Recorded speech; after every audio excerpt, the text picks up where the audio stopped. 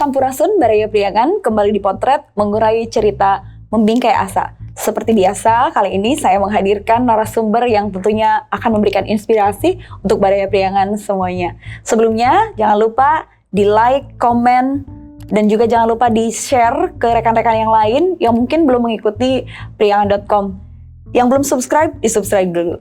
Kita akan segera kembali di potret mengurai cerita membingkai asa.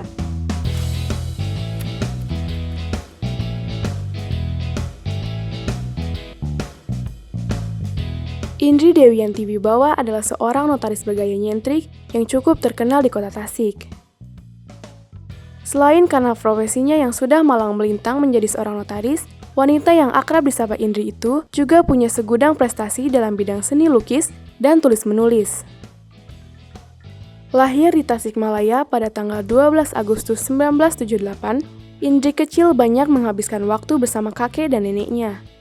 Itu karena sang ibu, Riyanti Bunjaman, sudah sejak lama berada di negara kincir angin atau Belanda. Indri menjajaki jenjang sekolah dasar di SD Yosudarso, kota Tasikmalaya. Begitupun saat dirinya memasuki sekolah menengah, ia masih menimba ilmu di lembaga pendidikan yang sama. Rasa cinta Indri terhadap menulis sudah tumbuh sejak duduk di bangku kelas 3 sekolah dasar. Bahkan, di usianya yang masih cukup belia itu, Indri sudah bisa membuat beragam cerpen. Jari jemarinya tak jarang menari di atas mesin tik bekas yang kala itu dibelikan oleh orang tuanya. Cerpen-cerpen hasil karyanya ini tak jarang dijadikan bahan bacaan waktu senggang oleh teman sekelasnya. Melihat karya cerpen Indri yang bagus, mereka pun seringkali mengusulkan agar karya-karyanya diikutsertakan dalam lomba cerpen. Namun, Indri yang kala itu notabene mempunyai sifat pemalu, selalu menolak usulan tersebut. Seiring berjalannya waktu, ia juga mulai mengagumi berbagai bidang kesenian lain, salah satunya adalah melukis. Meski begitu, itu tak memudarkan kecintaannya terhadap menulis. Buktinya, ketika duduk di bangku SMA N1 Kota Tasikmalaya, hingga dirinya kuliah di Universitas Padjadjaran Bandung, Indri masih sering membuat berbagai karya tulis. Seraya berkuliah di Fakultas Hukum Unpad inilah, Indri semakin mengembangkan bakat menulisnya dan memberanikan diri untuk mengikuti berbagai perlombaan.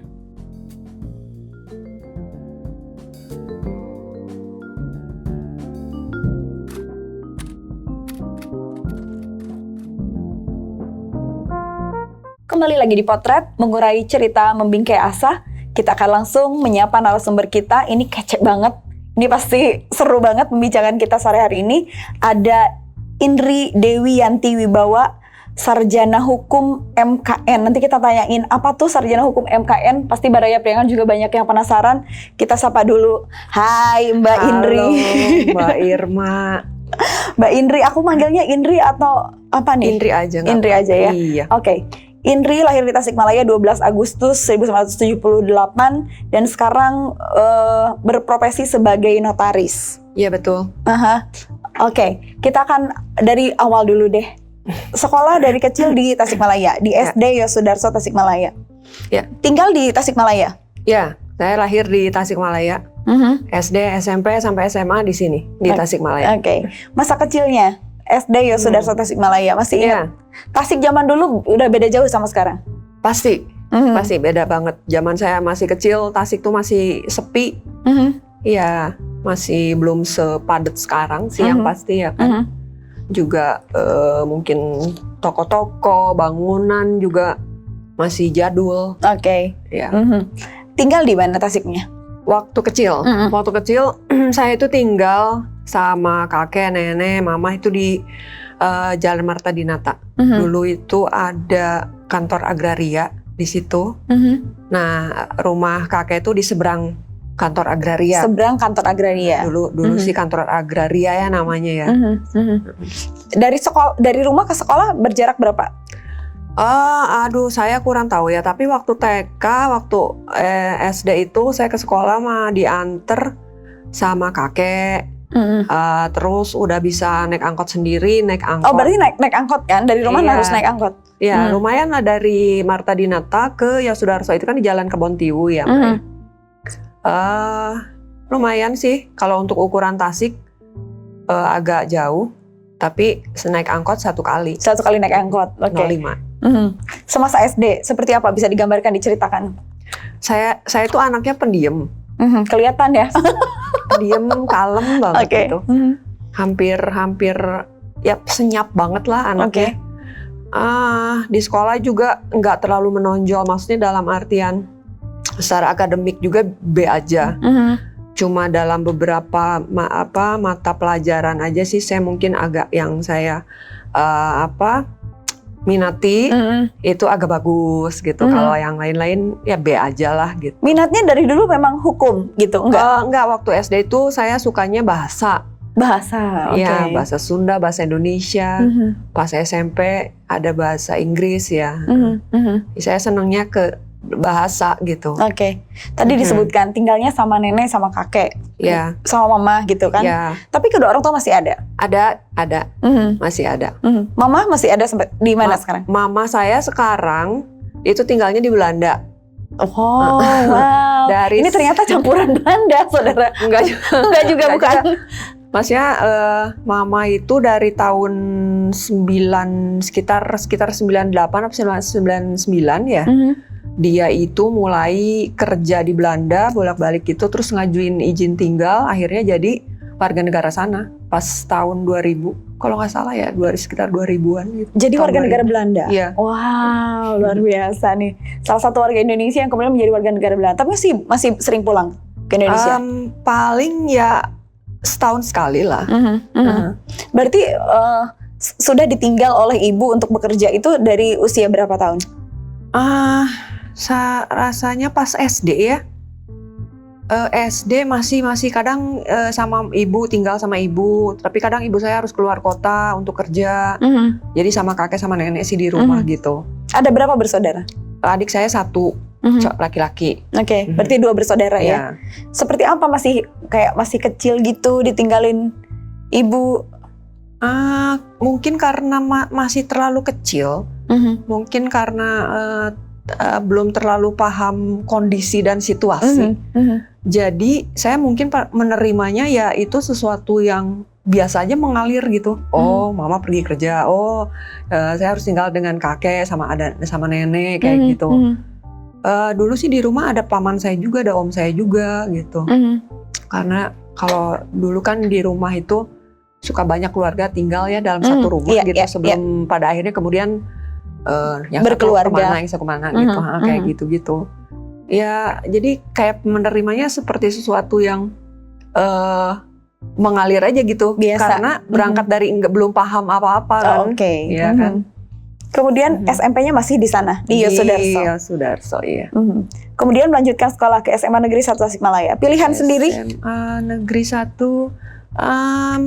sebenarnya ya dibilang pilihan sendiri. Sebenarnya disaranin sih sama mama kalau bisa masuk ke negeri karena murah. Kalau ke swasta mama katanya ya gitulah, maksudnya untuk ya kalau bisa masuk ke negeri itu kan biaya lebih murah, jadi lebih ringan untuk inilah kayak gitu ya. Oke. Terus dilihat NIM-nya masuk nggak gitu kan, ada passing grade-nya kan.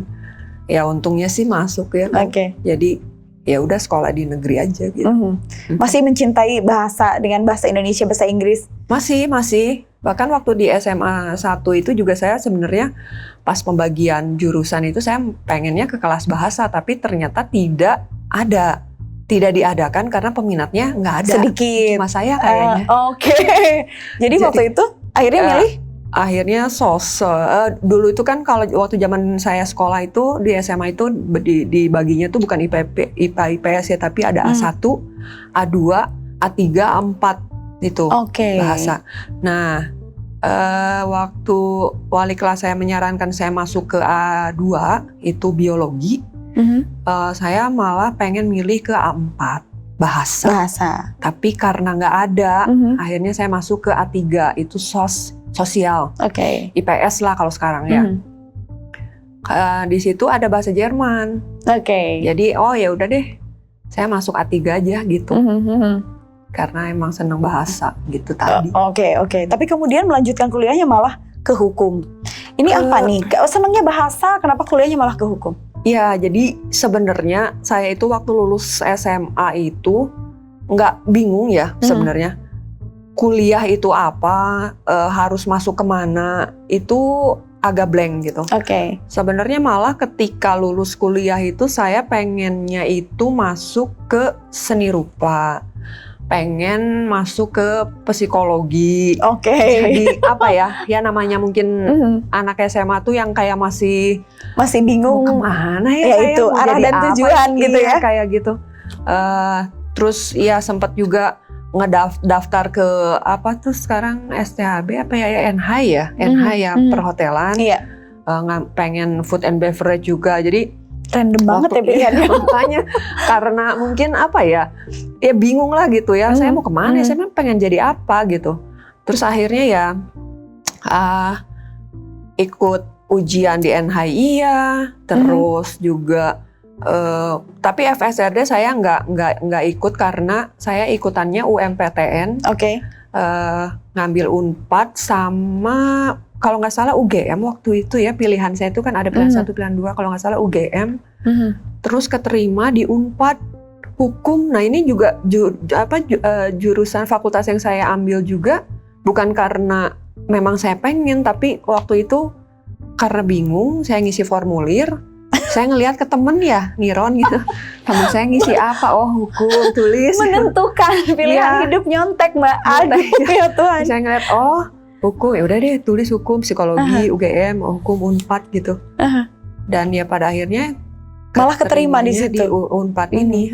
Itu tuh. Nyontek temen ternyata keterima.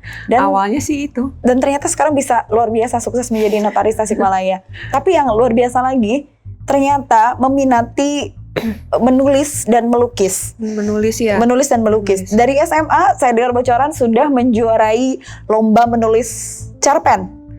SMA atau SMP? Saya itu mulai menulis itu waktu SD karena saya kan seneng bahasa Indonesia itu tadi. Bahasa Sunda. Waktu SD mungkin kelas berapa saya minta mesin tik itu ya. Waktu itu mesin tik ya Mbak ya. Belum bukan ada laptop ya. Ya. Kelas 5 apa kelas 6 saya minta mesin tik ke mama itu. Terus dibeliin mesin tik second. Dari situ saya ngetik cerpen. SD tuh? Iya SD. Sekitar kelas 5. Kalau nulis cerpen sih dari kelas 3 udah nulis cerpen tapi di buku tulis kayak gitu. Ya cerpen ya namanya gimana lah anak-anak gitu ya. Cerpen anak-anak yang kayak dongeng-dongengnya juga masih niru-niru dongeng-dongeng Hans Christian Andersen kayak gitu-gitu lah ya. Yang dibacanya gue nggak paham. Ya maksudnya tentang anak kecil yang diculik, nenek sihir dan lain sebagainya kayak gitu-gitu lah. Terus kemudian dikasih mesin tik, saya mulai ngetik-ngetik itu. Mulai ikut lomba cerpen saya tuh kayaknya pas kuliah deh. Pas awal-awal kuliah. Mulai soalnya dari awalnya kan yang baca-baca cerpen saya itu kan teman-teman sekelas. Teman-teman sekelas, terus mereka waktu SMA tuh ada teman saya tuh Rika tuh, dia suka baca cerpen saya tuh, dia menyarankan untuk ikutan lomba. Ya saya kan orangnya tadi pemalu, kalem dan agak minderan gitu ya.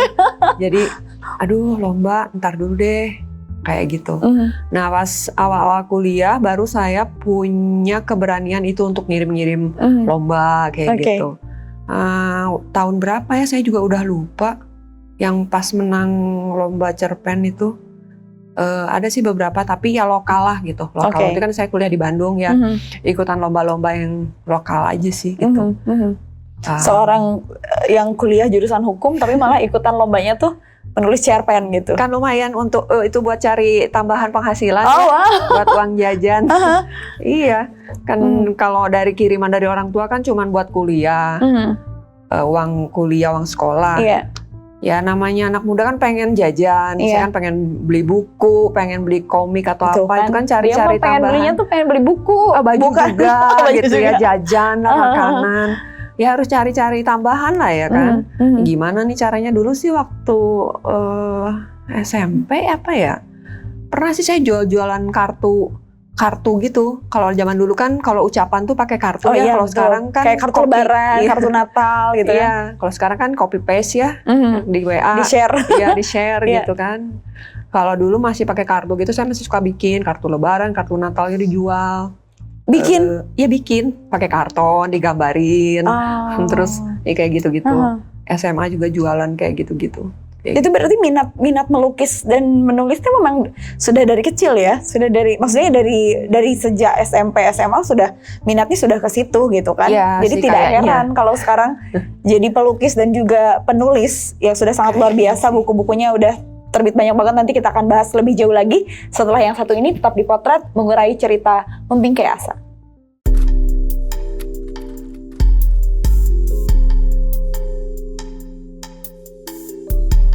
Seiring berjalannya waktu, Indri mulai jatuh cinta terhadap dunia seni. Melukis menjadi salah satu pilihannya.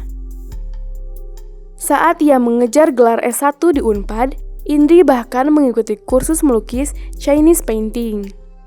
Itu dilakukan untuk mengasah skill sekaligus menambah pengalaman dirinya di bidang seni melukis. Sampai pada akhirnya, kecintaan Indri terhadap melukis ini sempat membawanya menjadi seorang asisten pengajar di sejumlah sekolah dasar.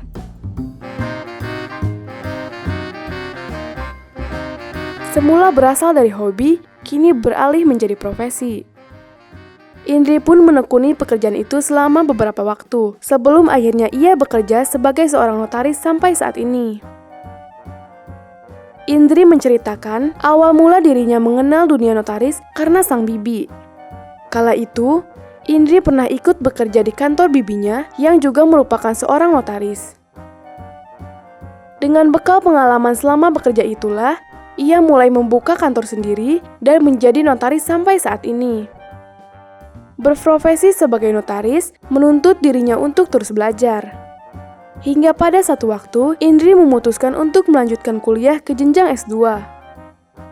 Saat mengejar gelar S2 ini, ia mengaku sudah memantapkan diri untuk mendalami profesi sebagai seorang notaris. Buktinya, ia memilih program studi S2 Kenotariatan di Fakultas Hukum Unpad, Bandung. Sesibuk apapun dirinya, Indri tak pernah lupa dengan hobinya. Ya, menulis. Meski disibukkan dengan pekerjaan dan kuliah, Indri tetap saja terus berkarya dengan mengeluarkan berbagai buku yang ditulisnya.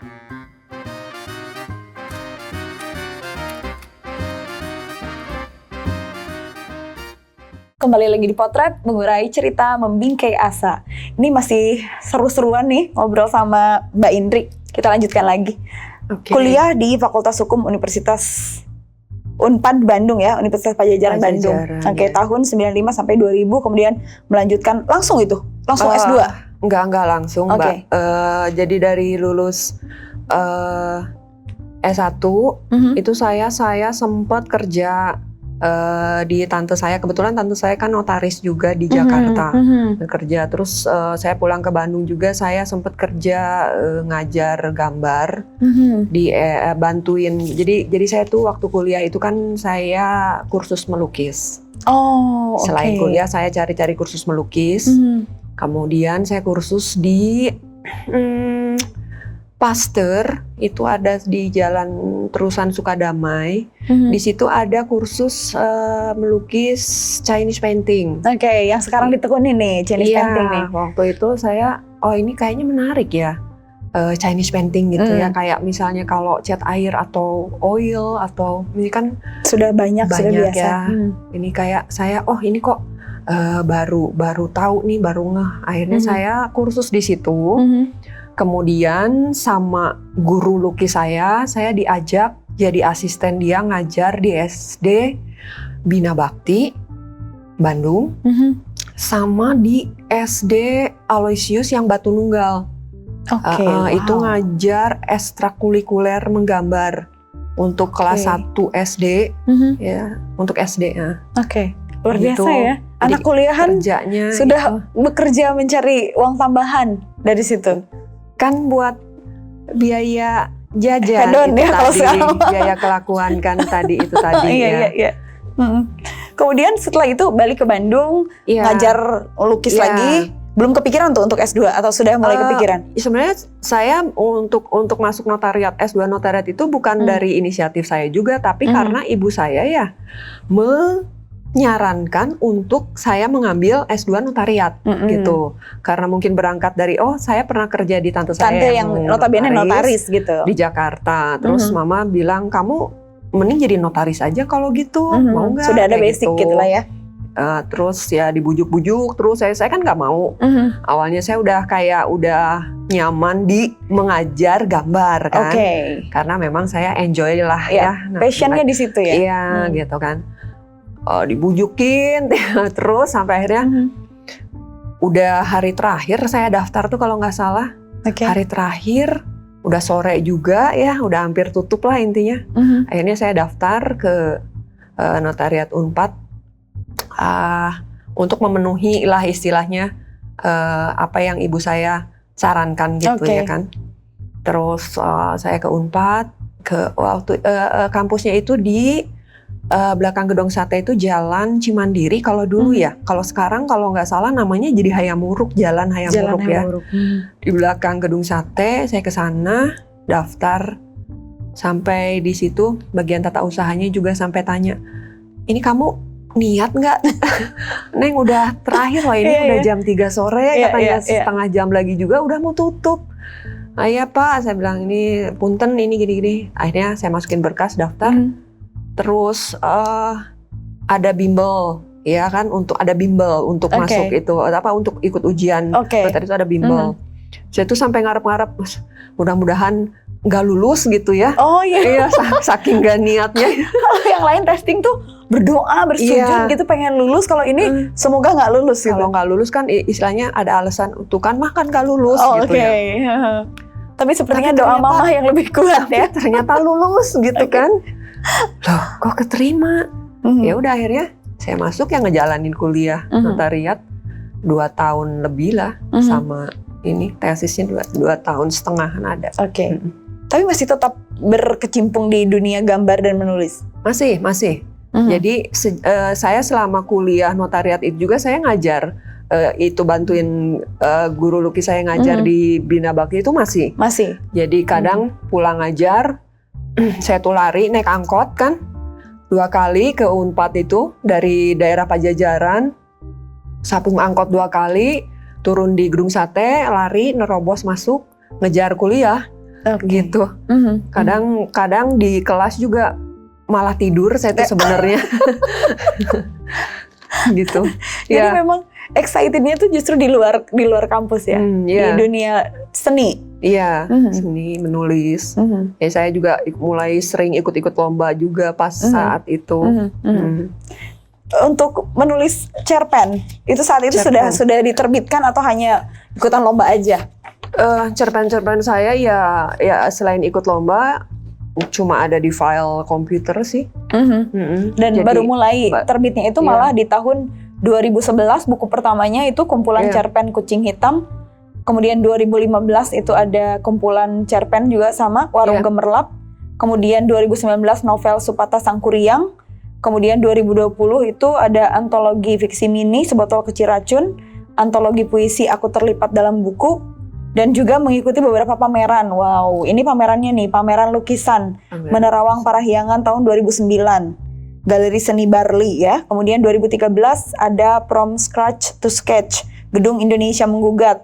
2019 di Lapang Dadaha, pameran lukisan. Pameran lukisan namanya tuh temanya Lapang Dada. Oh, Lapang Dada. Ya. Salah, bukan Lapang Dadaha. Temanya Lapang Dada. Itu yang penyelenggaranya KSRT. Keluarga Seni Rupa Tasikmalaya. Oh, memang di Tasik. Iya, di Tasik. Kemudian 2020 Lawan Corona dengan Karya, pameran Seni Rupa Jawa Barat untuk seniman Jawa Barat. 2021 pameran tema wayang, 2022 pameran tunggal Tasik Heritage. Ini yang sangat luar biasa nih. Sampai bisa menjadi menggelar pameran tunggal Tasik Heritage yang sampai sekarang masih ya? Masih digelar langsung sampai 28 Januari 2023. Di Kedai Cinere Bekerja sama dengan orang Tasik. URG TSK. TSK. URG TSK. Iya. Oke. Itu membagi waktu antara kesibukan seorang notaris yang pastinya menyita waktu dengan menulis dan melukis gitu. Itu gimana, Mbak? Notaris itu kan ada yang sibuk, ada yang kerjaannya tuh biasa aja. Dalam artian sibuk tuh gini, notaris yang punya kerjasama dengan bank atau developer itu pasti setiap bulan itu akan banjir akta dari bank, akad kredit dan lain sebagainya. Kalau saya kan nggak pegang bank, jadi saya mengerjakan akte-akte itu benar-benar orang yang datang.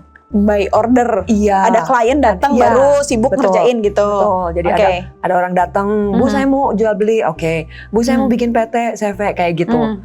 Jadi tidak selalu setiap hari saya sibuk kesana sini akad gitu. Nah, disitulah ada jeda di mana saya bisa mengonsep tulisan atau ya untuk ide-ide lukisan-lukisan saya gitu. Tapi sebenarnya saya menulis dan mengerjakan lukisan juga emang dilakukan tidak ada nggak di rentang di weekday. Biasanya saya weekend, Sabtu Minggu itu saya kan nggak ngantor.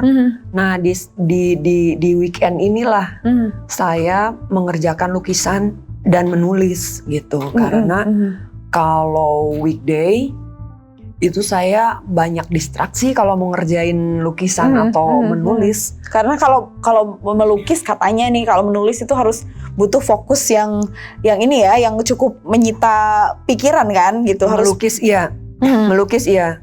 Jadi kalau ada interupsi, ada distraksi, misalnya lagi mengerjakan satu lukisan, tiba-tiba saya harus berhenti dan mengerjakan hal lain. Ketika kembali lagi ke lukisan,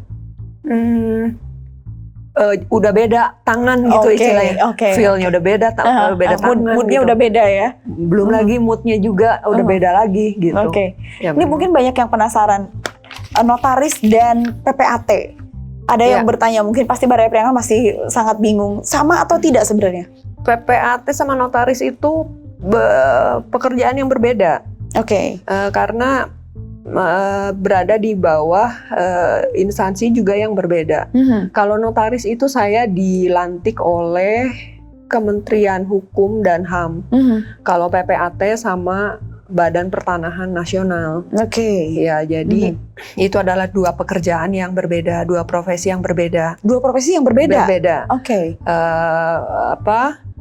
Yang dikerjakan juga berbeda. Notaris mengerjakan akte apa, PPAT mengerjakan apa juga berbeda. Gitu. Apakah semua notaris PPAT tidak berarti kan? Enggak selalu, karena itu beda itu.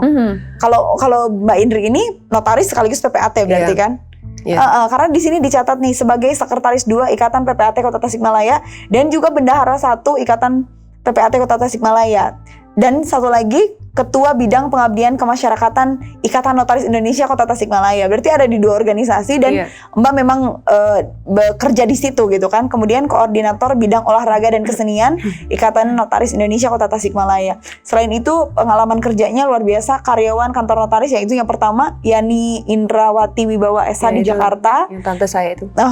Kemudian ilustrator untuk proyek Departemen Pemukiman dan Prasarana Wilayah di Jakarta, menjadi ilustrator untuk Indonesia Partnership on Local Government, ini IPGI di Bandung, kemudian ilustrator untuk Seko Handmade Gitar Bandung. Wah, bisa main gitar juga?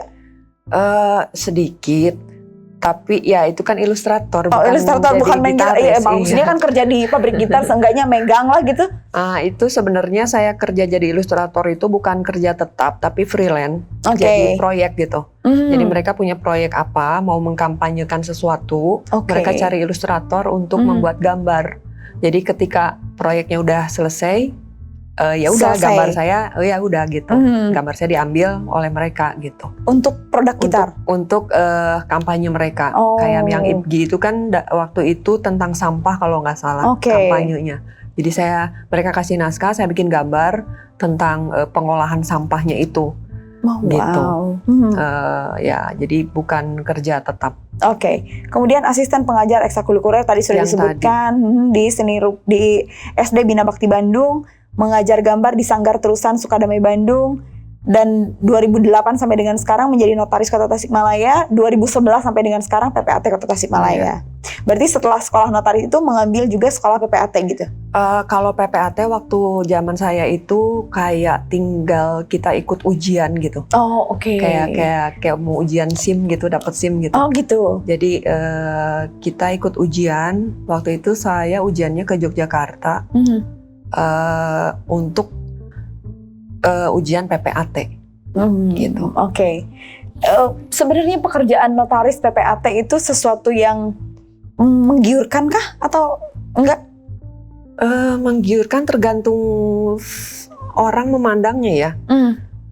Secara materi deh. Kalau saya pribadi merasa ini pekerjaan lebih kepada pelayanan masyarakat sebenarnya. Oke. Kayak dokter ya.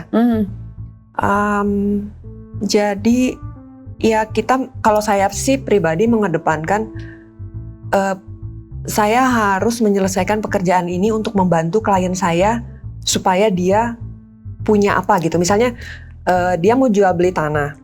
Oke, saya urus ini sampai benar-benar beres berkasnya, balik namanya, sertifikat udah fix atas nama si pihak pembeli. Misalnya klien saya mau bikin CV. Oke, saya urusin semua sampai dia dapat akte pendirian sama pencatatannya segala macam di Kemenkum gitu kan, sampai gitu. Ketika pekerjaan saya ini ada reward, fee aktanya dan lain sebagainya kan, ya itu buat saya sih ya bonus lah ya. Oh oke, saya bekerja, saya dapat reward gitu. Jadi saya nggak mikirin rewardnya dulu. Tapi beban kerjaannya dulu nih. Wow, luar biasa. Nih orang minta bantuan saya nih, minta tolong ini. Kan saya langsung mikir, oke, ini kesulitannya ini nih, ibu ini gini, dia belum punya ini. Jadi lebih ke itunya saya mikirnya sih. Jadi kalau buat saya pribadi, jadi notaris dan PPAT sebenarnya bebannya cukup tinggi, bebannya berat, resikonya juga tinggi. Jadi itu yang ada dalam pikiran saya. Bahkan kadang-kadang ketika mengerjakan sebuah pekerjaan, ngurus ini itu saking rumit dan ribetnya, karena ya mungkin berkasnya kurang lengkap dan apa-apa lain sebagainya, dan itu harus diurus. Uang tuh udah nggak kepikir gitu, maksudnya, aduh, kayak udah apa ya, sama lelahnya itu udah pengen cepet beres pokoknya gitu. Iya, saya pengen cepet beres gitu, udah nggak pikir duit lah gitu. Ya jadi kayak gitu. Buat saya sih pekerjaan ini sebuah memang apa ya, tugas yang tanggung jawabnya berat gitu. Kalau pelayanan publik yang tugas bebannya tanggung jawabnya berat, resikonya juga tinggi gitu. Pernah ada sesuatu atau kasus yang menarik, yang lucu, atau mungkin yang rumit banget sampai pengen udahan deh gitu? Yang rumit banget. Jadi yang saya pelajari dari saya jadi notaris dari sejak pengangkatan itu, menjadi notaris PPAT itu learning by doing ternyata. Jadi nggak pernah ada satu kasus yang terlalu berat ataupun terlalu gampang, karena semuanya itu kita selalu nemu hal baru gitu loh, Mbak ya.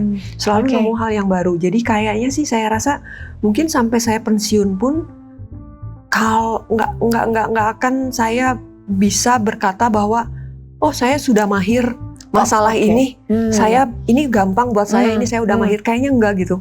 Jadi akan ada selalu yang aneh-aneh, akan ada selalu yang baru setiap kali menangani berkas gitu, pekerjaan gitu, dalam jual beli, sangat variatif gitu. Ada yang dari waris, ada yang gono gini misalnya, ribut-ribut masalah itu. Ada yang PBB hilang, udah berpuluh tahun hilang dan lain sebagainya. Terus akan selalu ada hal baru gitu yang ya itu memang yang saya tadi bilang learning by doing. Jadi terus belajar mungkin sampai pensiun. Terus aja ada hal baru yang harus dipelajarin lagi, harus buka buku lagi, harus apalagi dengan misalkan ada peraturan baru dari pemerintah, kita harus baca paham lagi, dipahami lagi, searching lagi terus kayak gitu. Iya sih. Oke, luar biasa. Ternyata pekerjaannya nggak mudah ya. Aku pikir cuma kayak tanda tangan doang, tanda tangan gitu selesai gitu ya. Ternyata nggak semudah itu. Kita kan dari tanda tangannya itu yang kedepannya itu. Bisa menjadi masalah hukum yang sangat luar biasa ya kalau asal-asalan tanda tangan tanpa memverifikasi terlebih dahulu data-data yang diberikan gitu ya. Oke, luar biasa, seru banget. Kita akan kembali lagi. Saya penasaran dengan sosok beliau yang sangat unik. Sesaat lagi tetap di Potret, mengurai cerita, membingkai asa.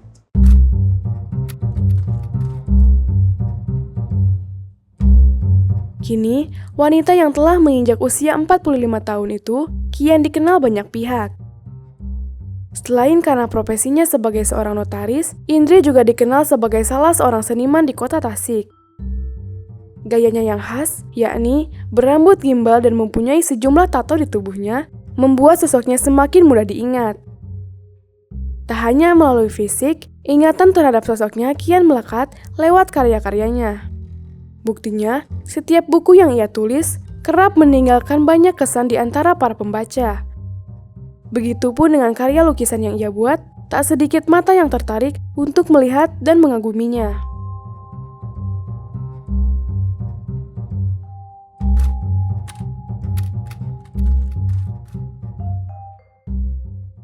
Masih di Potret, mengurai cerita, membingkai asa dengan narasumber yang ikonik, Mbak Indri. Kembali lagi, notaris tapi bergimbal, rambutnya tuh ada gimbal-gimbalnya. Kelihatan gak sih Mbak Raya? Ini Mbak ya? Ada gimbalnya tuh, ada berapa sih gimbalnya? Sekarang tinggal 3 Mbak. Tinggal 3, awalnya? Ada 13. 13? Oh. Tapi pernah gak sih kayak, kalau notaris itu kan sebenarnya gak punya atasan ya? Enggak sih? Enggak punya atasan dan enggak bekerja di orang lain. Kalau kita punya kantor notaris sendiri. Pernah gak sih kayak dianehin sama klien gitu? Klien sih enggak. Mungkin mereka agak sedikit kayak ngelihat, tapi kembali fokus dengan persoalan mereka. Oke. Persoalan gue lebih penting daripada gimbal gitu ya. Akhirnya kita lebih ke ngebahas kerjaan aja sih. Ya ada sih yang ngelihat sekali gitu. Rekan-rekan notaris saya, senior saya yang awal-awalnya yang nanya gitu, Indri itu apa gitu kan?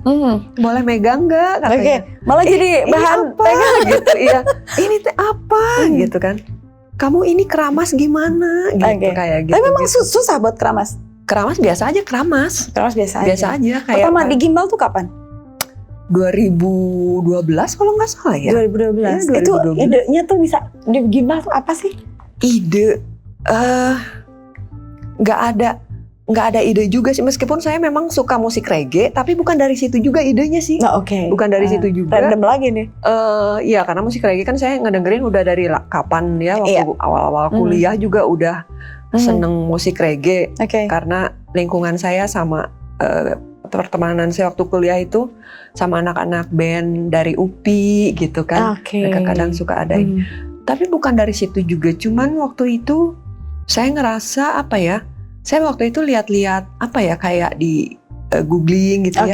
Ini apa sih lucu kok rambut di wrapping, ini apa? Oh gimbal gitu. Ini lucu juga kalau pengen pasang kemana ya? Gitu, cari tahu kan. Tuh di mana. Dan akhirnya? Waktu itu saya ngejapri temen saya yang mana dia itu anak band dan rambutnya gimbal. Saya nanya, Kang digimbal di mana gitu kan ya. Oh ini teh saya di Egi katanya di Bandung waktu Jadi ada satu tempat buat ngegimbal, salon lah intinya tuh salon kayak barbershop gitu. Tapi dia khusus dreadlock gitu, dreadlocks ini khusus gimbal. Khusus gimbal. Kemudian dikasih nomor kontaknya ya, saya kontak ke Egi. Ya udah saya datang ke sana.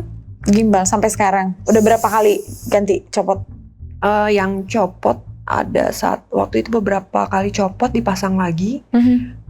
Repair juga, ini kan harus repair juga. Iya. Ini kan kalau Ngikutin panjang rambut kan, benar nggak sih? Iya, karena ini kan dari ujung ini.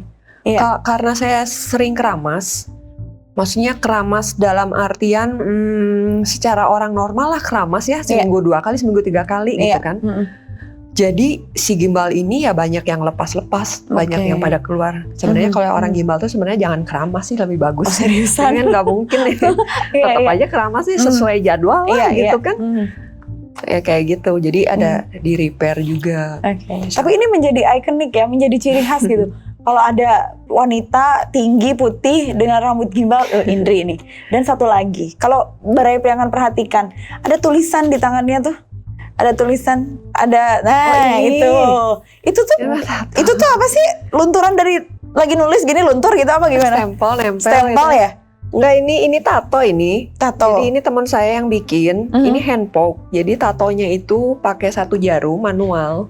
Oh, wow. Bukan pakai mesin. Tapi itu kayak tulisan yang diceplok gitu loh. Bagus banget loh. Dia memang rapi banget bikin hand poke-nya. Teman saya, dia anak Maranatha, anak seni rupa. Dia yang bikin. Kak Indri mau nggak jadi portfolio aku, katanya. Dia ini first time-nya dia. Iya. Wow. Jadi karena waktu itu saya pikir, aduh ini first time ya, bikin yang kecil aja deh yang nggak terlalu beresiko. Yang sekiranya bisa ditutupin kalau gagal gitu kan. Tersoplas gitu ya. Ternyata sekali ini dia bagus banget. Cukup. Langsung kiri kanan 2? Iya. Wow. Itu sakit gak sih? Nah ini kalau ditanya ditato sakit nggak? Pasti jawabannya sakit. Ya pasti. Namanya jarum ya. Tapi yang bisa menahan sakit itu kan keinginan yang sangat luar biasa gitu. Pengen banget memang ditato. Udah berapa lama bertato? Itu yang di tangan yang pertama atau bukan? Ini yang terakhir, terbaru. Oh, yang terbaru malah ya, Baraya Priangan. Jadi ada berapa? Ada berapa? Ada beberapa berarti. Ada beberapa ya. Ada beberapa. Jadi kalau tato itu gimana tuh? Apa cuma kayak lihat gambar, ini keren nih mau gitu? Atau gimana? Saya tuh jadi awalnya saya bikin tato itu kayak semacam bikin diary lah. Diary. Jadi ada sejarah hidup saya bikin kenangan lah intinya gitu. Jadi tato by history dan. Iya, jadi nggak sembarangan saya punya gambar lucu terus bikin. Jadi saya punya ada filsafat tersendiri dalam setiap gambar ataupun tulisan gitu loh. Dan biasanya saya bikin sendiri gambarnya, nanti tato artisnya yang tinggal jeplak gitu. Ya 99% lah gambarnya saya bikin sendiri. Wow. Supaya jadi tinggal jeplak aja. Artis tatonya gampang lah. Tapi gitu. bukan yang ini, bukan yang kayak random lihat gambar terus tempel gitu kan. Kebanyakan kalau yang begitu kan nyesel ya. Biasanya kata orang tuh kalau tato yang sembarangan kayak lihat sini jiplak gitu, gambar lucu tempel gitu. Banyakannya kan nyesel ya. Tapi kalau mungkin kalau seperti Mbak Indri yang punya cerita tersendiri, saya gambar ini tuh ini gitu, filosofinya ini gitu. Berarti kan itu mewakili keinginan sendiri. Luar biasa ya, Baraya Priangan. Notaris, bergimbal dan bertato. Cuma ada 1 di Tasikmalaya. Luar biasa. Yang sekarang sedang dikerjakan pameran tunggal lukisan, masih Chinese painting ya yang dilukisnya. Ya, stylenya masih Chinese painting. Hanya di situ saja memang ditekuninya. Menekuni Chinese, maksudnya saya cuma lukisannya di Chinese. Ya, style saya menekuni Chinese painting memang. Tapi waktu itu pernah lihat ngerjain mural gitu kan, bener gak sih? Mural, aduh saya tuh paling nggak bisa. Saya pernah ngerjain gambar di tembok. Pertamanya itu waktu saya kuliah semester 3 apa semester 4, teman saya dia minta tolong dinding kamar kosnya tuh digambarin. Itu pertama kali saya ngegambar dinding dan ternyata pegel banget. Pegel terus. Iya, terus aduh kayaknya saya nggak mau menekuni mural karena pegel. Tapi makanya saya salut sama orang yang ngerjain mural. Itu bener-bener harus appreciate banget karena apa ya? Asli pegel banget lah pokoknya ngerjain dinding tuh. Jadi secara apa ya namanya, kanvasnya luas gitu kan, gede kan. Kalau nulis di lukis Chinese painting itu kan di meja Kalau kan. kita nulis di meja sama kita tangan gini kan apa ya, pegelnya ini banget gitu. Berat ya. Ya, terus terakhir ini ngelukis yang dinding itu di rumah teman saya yang di Bandung. Almarhum Mukti itu terakhir saya bikin gambar di situ. Udah nggak menekuni mural sebenarnya sih. Iya, tapi sangat luar biasa, segala bisa gitu ya. Saya nggak bisa perkalian 8, Mbak. Boleh dites nggak? Nggak cukup waktunya ya? Nggak cukup. Kita bahas yang sekarang lagi dikerjakan. Pameran Tunggal Tasik Heritage di Kedai Cinere. Itu yang dilukis adalah bangunan-bangunan tua yang pernah ada di Tasikmalaya. Sebagian memang sudah tidak ada ya, Mbak? Iya. Ada berapa bangunan yang dilukis? Jadi waktu itu owner Kedai Cinere menghubungi saya, menawarkan untuk pameran di sana. Ketika saya ke Kedai Cinere, saya lihat kayaknya nuansanya cocok nih sama lukisan saya.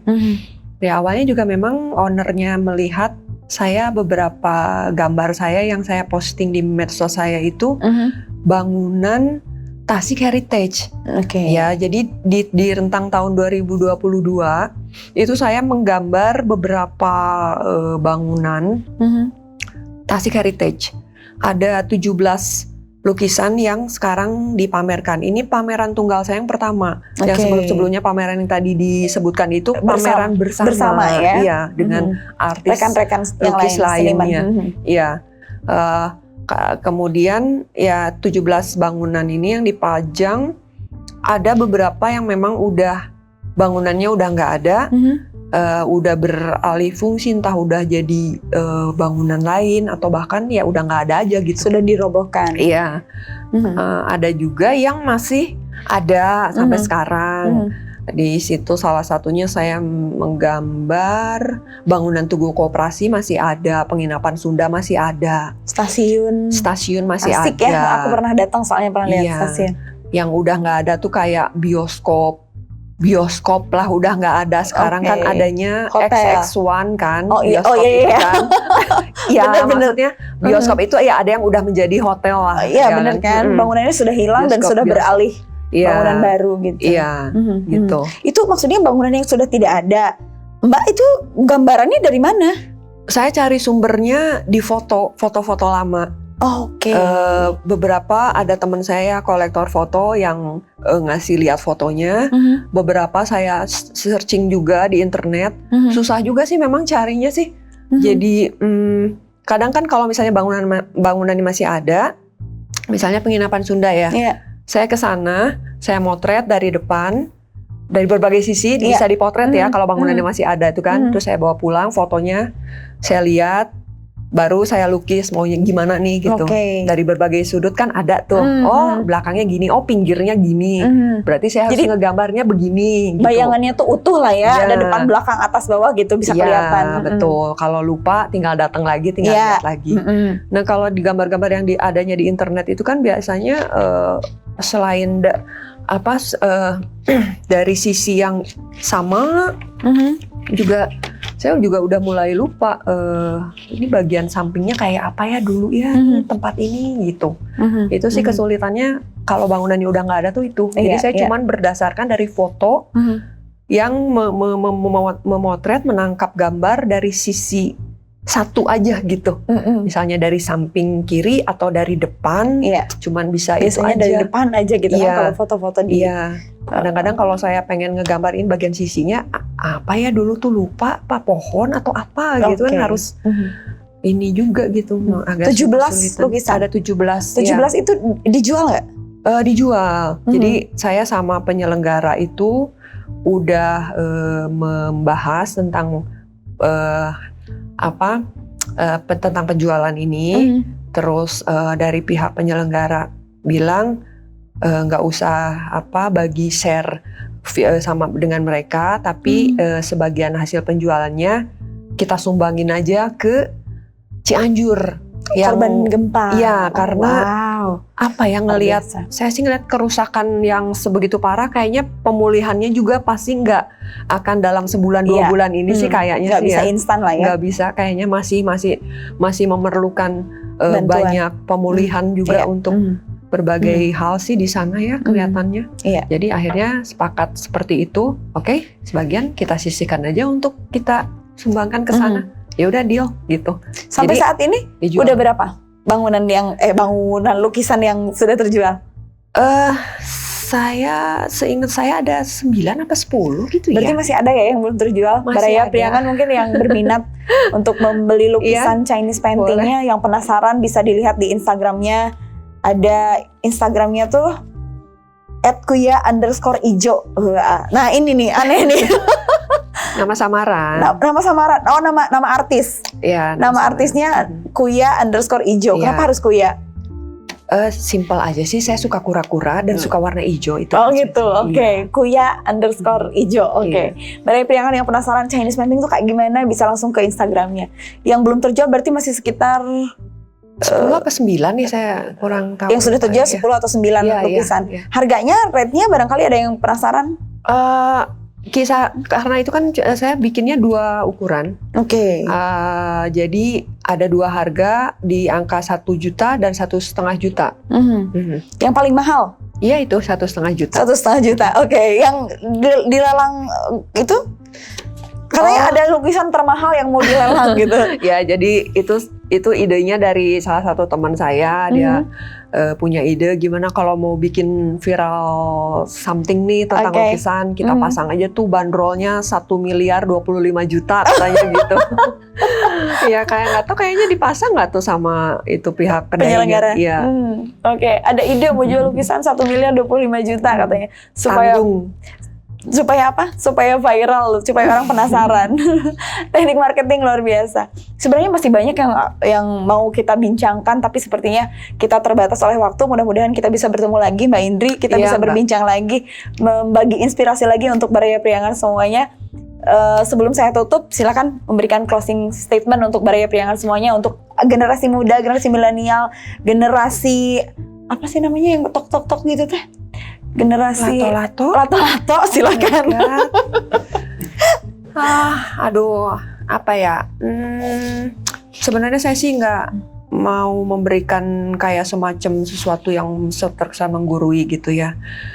Cuma masukan aja sih bahwa kalau kita ingin punya minat, punya hobi, sesuatu yang kita benar-benar passion kita di situ, tekuni aja itu, meskipun kita bekerja atau di tuntutan pekerjaan kita di bidang yang jauh berbeda dari apa yang kita minati. Jadi jangan ragu untuk tetap menekuni apa yang kita minati selain dari apa yang seharusnya kita lakukan, misalnya bekerja gitu ya. Ketika kita melakukan sesuatu dengan passion itu, pasti hasilnya akan beda. Hasilnya akan beda gitu. Jadi nggak usah khawatir bahwa saya harus kerja nih karena tuntutan untuk mencari uang. Saya nggak bisa ngerjain hobi. Itu sebenarnya cuma alasan aja sih. Buktinya saya bisa semua berjalan beriringan kalau memang kita kuat minat kita dan passion kita di situ. Jadi nggak ada alasan saya karena udah jadi notaris saya nggak bisa melukis, karena jadi notaris saya nggak bisa lagi menulis dan menerbitkan buku gitu. Itu sih. Oke, terima kasih Mbak Indri, luar biasa. Sama-sama Mbak Irma. Semoga ini menginspirasi Baraya Priangan semuanya. Seperti yang sudah disampaikan, jika kita kuat menginginkan sesuatu, maka itulah yang harus diperjuangkan. Lamun keuyeng tang tu pareng, itu ya. Kalau bahasa Sundanya, peribahasanya. Terima kasih sekali lagi. Terima kasih juga untuk Baraya Priangan yang sudah menonton. Jangan lupa di like, yang belum subscribe, di subscribe, di share, di komen, dibagikan untuk menginspirasi Baraya Priangan semuanya. Terima kasih. Saya Irma Normalia undur diri. Potret mengurai cerita membingkai asa.